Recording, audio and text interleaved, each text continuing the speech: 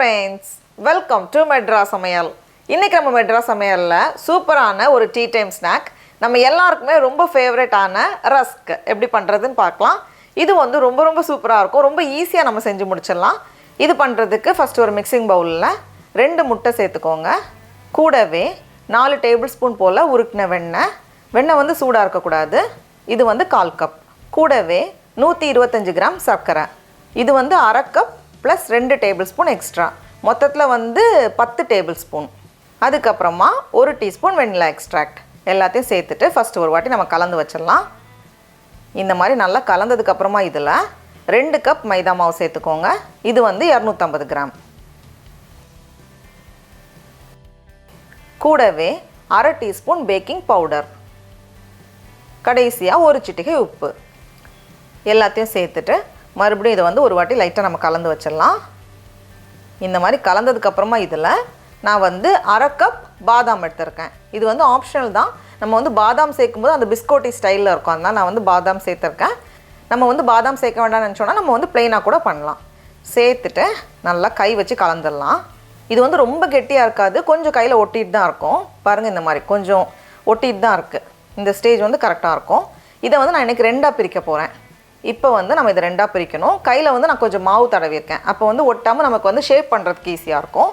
இதை 2ஆக பிரிச்சுட்டு ஒரு பேக்கிங் ட்ரே மேலே நம்ம வந்து கொஞ்சம் நீளமாக இந்த மாதிரி வைக்கணும்.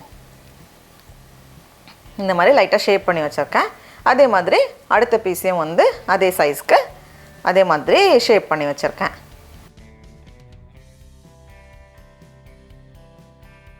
இனி இதை வந்து நம்ம பேக் பண்ணோம். ரஸ்க்கை வந்து நம்ம எப்போவுமே 2 டைம் பேக் பண்ணுவோம். ஃபஸ்ட் டைம் பேக் பண்ணுறப்போ அவனை வந்து 175 டிகிரி செல்சியஸ், அதாவது 350 டிகிரி ஃபாரன்ஹீட்க்கு 10 நிமிஷம் ப்ரீ ஹீட் பண்ணிவிட்டு உள்ளே வச்சுக்கோங்க. கிட்டத்தட்ட 22லேருந்து 23 நிமிஷம் போல் ஆகும். எனக்கு சரியாக 23 நிமிஷம் ஆச்சு. இப்போ இதை வந்து நம்ம வெளியே எடுத்துகிட்டு நல்லா ஆறுனதுக்கப்புறமா தான் நம்ம வந்து கட் பண்ணணும். இல்லை வந்து உடஞ்சி போகிற மாதிரி இருக்கும், கட் பண்ணுறதுக்கு ஈஸியாக இருக்காது. நம்மளோட விருப்பத்துக்கு ஏற்ற மாதிரி நம்ம கட் பண்ணிக்கலாம்.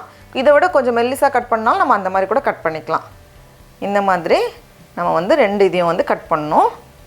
கொஞ்சம் எல்லாமே வந்து சமமாக இருக்கிற மாதிரி கட் பண்ணிக்கோங்க. அப்போ தான் கரெக்டாக பேக் ஆகி வரும். இப்போ வந்து நம்ம கட் பண்ண எல்லாத்தையுமே வந்து ஒரு பேக்கிங் ட்ரேயில் அடுக்கி வச்சிடலாம். இனி இதை வந்து நம்ம 2வது டைம் பேக் பண்ணணும்.